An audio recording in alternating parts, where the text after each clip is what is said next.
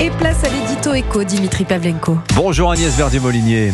Bonjour Dimitri, bonjour à tous. Alors Agnès, ces derniers jours avec la discussion sur le budget de l'État, commission mixte paritaire, je vous rappelle, ce jeudi à l'Assemblée nationale. Eh bien, on reparle beaucoup des économies à faire sur les dépenses. Et oui, Dimitri, et de ces économies, on en parle même beaucoup. D'ailleurs, les économies annoncées pour 2025 sont de soi-disant 30 milliards d'euros pour la plus grosse part, des économies portées par l'État avec 20 milliards. Et de leur côté, la Sécu et les collectivités locales assumeraient respectivement 8 milliards et 2 milliards d'économies.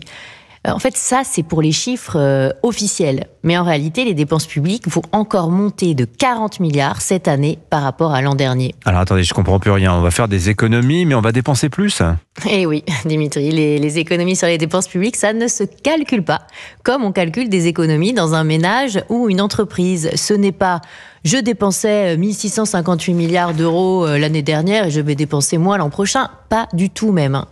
En fait, c'est plutôt « je dépensais 1658 milliards, toutes dépenses publiques confondues. Avec l'inflation et l'évolution tendancielle de la dépense, j'aurais dû dépenser 70 milliards de plus, mais finalement, je ne dépenserai que 40 milliards d'euros. » Et donc, la différence, dans la langue de Bercy, on appelle ça des économies. Voilà, mais 30 milliards, c'est 70 moins 40. Donc, c'est ça, exactement. Oui, c'est parce qu'on calcule les économies, non pas en valeur en euros, mais parce qu'on intègre donc la croissance et l'inflation.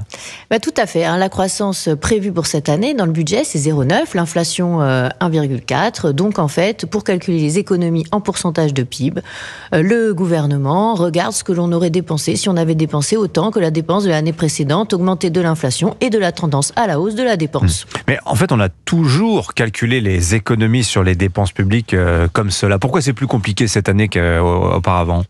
Oui, on a toujours fait comme ça, mais en réalité, c'est pas une excuse. Les autres pays d'Europe qui ont fait vraiment des économies n'ont pas hésité à geler leurs dépenses en valeur. On peut donner plein d'exemples, les Pays-Bas, l'Allemagne, le Portugal. Alors, soyons justes, sur le budget de l'État, hors opérateur de l'État, donc c'est les agences, les dépenses devraient rester stables en valeur entre 2024 et 2025.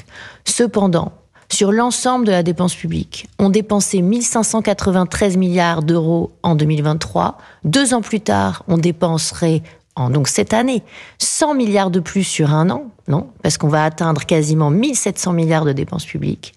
Et même le ministre de l'économie dit qu'en France, personne ne sait exactement où faire les économies. Et en fait, ce qui serait bien, ce serait d'avoir une règle plus juste et plus transparente pour les calculer, ces économies, pour vraiment un jour réussir à en faire. Signature Europe 1, Agnès Verdier-Molinier. Merci beaucoup.